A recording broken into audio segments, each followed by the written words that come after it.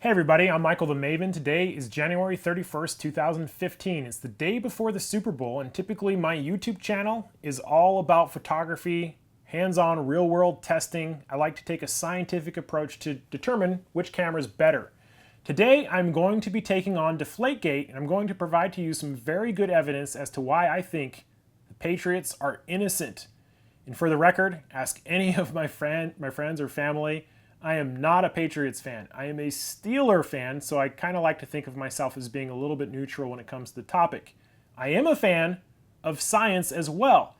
And, when I first heard about Deflategate, I think my impression was like, of course the Patriots cheated. They're always cheating, right? I think it's the general consensus. And then I heard Bill Nye the Science Guy come out and say that the Patriots explanation was not scientific. I had a problem with that because even in high school physics, you know that gas pressure does change with temperature. It's pretty good science. There's a lot of data out there that, kind of supports this. So I decided to do the test on my own and got two NFL-sized models. It's the Duke model. The reason why I like hands-on testing instead of calculating formulas is because there's so many other variables involved that are hard to predict, such as insulation of the leather or maybe how much pressure is lost when a gauge is put into a football. All these things matter, and I wanted to do hands-on. I like hands-on. So I bought two NFL game balls, filled them to 12.5 PSI. I also got some really good gauges and put it in a refrigerator for about 4 hours. And this is what happened. This is my actual discovery on the first test. This is the refrigerator here. I have it inside, and I am going to be going for this simply because the temperature fluctuates. So I'm going to open this up. I'm going to check my temperature. I'm at 48.3. That's because the air just kicked in. So it's pretty close to the ballpark. This is 0. Put this guy in there. Look at that, 10.85. Okay, so that is well within what the Patriots are being accused of. And I just literally just did this right in front of your guys' eyes. So that is very interesting. Gotta be careful with that. Wow. That to me means, look. The pressure is actually going up. Wow, that's crazy. It was 10.85 when I just opened it, and it just went up a little teeny tiny bit. I'm going to close this again. Fascinating. So right off the bat, there were a couple problems. The first being that the temperature of a refrigerator fluctuates. It kind of bounced around between 48 degrees all the way up to 52. That was one big problem that I had. The second big problem was that I didn't know the exact temperature of where the Patriots footballs were tested. I'm assuming it was room temperature, but the first test kind of gave me some good evidence that there was significant change in pressure due to temperature. So I repeated the experiment several times, over and over and over again at different time intervals, different temperatures. I also learned that if you go from 78 degrees Fahrenheit down to 48 degrees Fahrenheit, you will measure a 2.1 psi change in pressure. That puts us in the ballpark again. But I don't know what the temperature was of the Patriots testing room or whatever it was. Now I know right off the bat a lot of you are going to have doubts, but there have been several other videos done on YouTube, some of them better than others, that all demonstrate this loss of air pressure. It is a law of physics, and if you don't believe me, I would love to see a video proving that football pressure does not change with significant changes in temperature.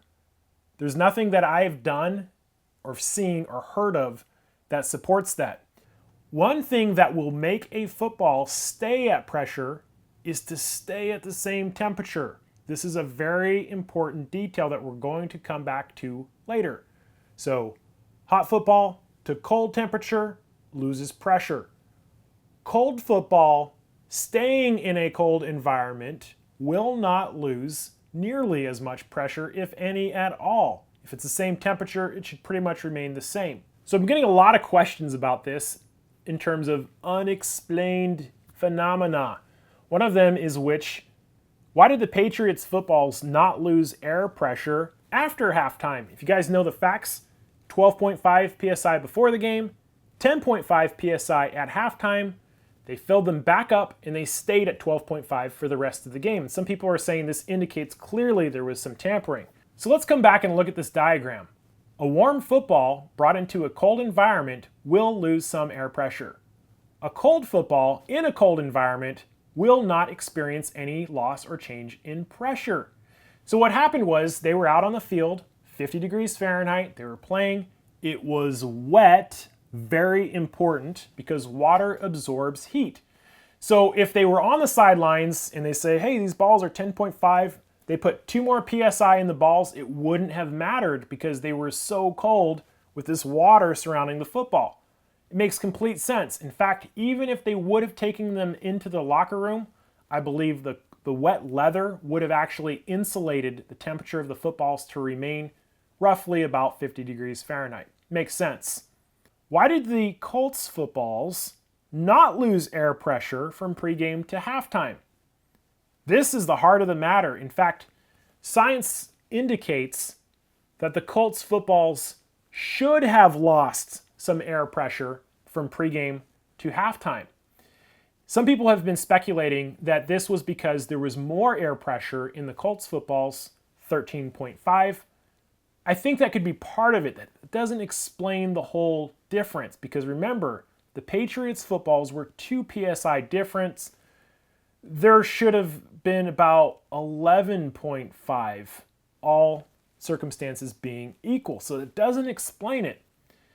My idea on this, and it's something that I can't prove, obviously, is that the Colts footballs were cooler at the time of testing.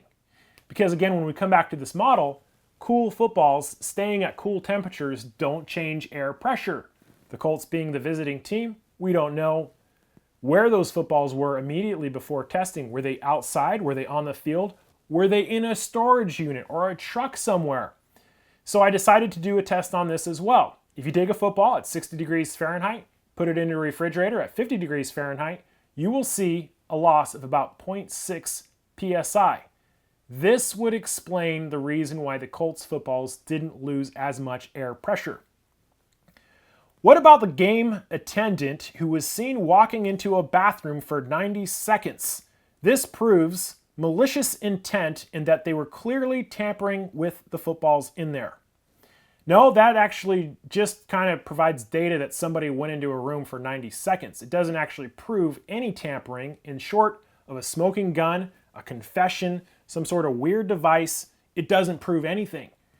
Now, playing devil's advocate, if we were to do the math, this would have given the attendant exactly 7.5 seconds per football to tamper with each of them. Okay, that's difficult in and of itself. But remember, science really strongly suggests that there was a change due to temperature. Okay? And if that's the case, let's just throw it out there. The footballs lost 1.65, as an example, due to temperature. What this means is that if there was tampering, the attendant had to remove about 3 to 4 tenths of a PSI from each football in probably about 5 seconds. Now, I'm not saying that's impossible. I think if somebody trained up for it, they could probably do it. What I'm saying is it's improbable that anybody would go through the trouble to remove 0.3 PSI out of every single football. I just don't believe it. I think the guy was probably using the bathroom. Finally, I did some research on the gauges being used, and there was an NFL video that shows an official using a football gauge to test pressure right before a game. So I think it was a Chicago Bears game. This, I believe, is the gauge that is being used. It's a Tachikara analog gauge. The one that I used for most of my measurements was a digital gauge, more precise. This will measure down to 2 tenths. This will measure down to 500ths, and it also gives a readout. So there's no chance of misreading this. There's a chance of misreading this. Now, two huge problems with this gauge. Number one is that the needle is as wide as the increments on the gauge itself. So just looking at it from different angles, you can misread this by about 0.4 of a PSI. But there's even a bigger problem with it. If you were to take a football and fill it up at 12.5 PSI with a digital gauge and measure it with the analog gauge, this is going to read 13. Take that football, put it in a 50-degree Fahrenheit refrigerator, and you measure it again. This one, again, consistent, 1.6, 1.5 loss. This one reads at 11. So this gauge alone is neither accurate nor precise enough to make up for the variation that we would see in air temperature. Based on this alone, plus the data from the test itself, if I was sitting on a jury and the Patriots were the defendants being accused of cheating, and this is all the data that I have, short of a confession, some sort of gadget, being caught red-handed, video evidence, I would have to conclude that they were innocent. And I think in the coming weeks, we are going to see a statement posted by the NFL saying there's not sufficient evidence to say that they were guilty of tampering. I could be wrong. There's always new information coming out. I heard another report that the footballs weren't under 2 PSI. They were actually 1 PSI underinflated. So I'm going with the best information that I have. But in this case, science really seems to support the data that the environmental situations and the differences in the gauges themselves could have easily explained why the Patriots footballs were 2 PSI underinflated. I don't know the temperature of the Colts footballs before the game, but I think that's probably the better explanation. They were just simply cooler. Now, obviously, there's going to be a lot of you out there who disagree with what I'm saying, and that's cool too. Feel free to ask any questions in the comments. If you guys want, I think the best thing to do would be to go out and to do the experiment on your own. Get a football, get a good gauge, fill it up with 12.5, put it in a cool room or a refrigerator, and it will definitely lose air pressure. Use a couple different gauges, you'll see the variation, and I think it's pretty conclusive that that is the simplest explanation of what happened. It was environmental changes. In any event, if you appreciated the scientific approach I took towards Deflate Gate, definitely check out my YouTube channel if you're interested in photography. Thank you for watching. Good luck to both teams tomorrow.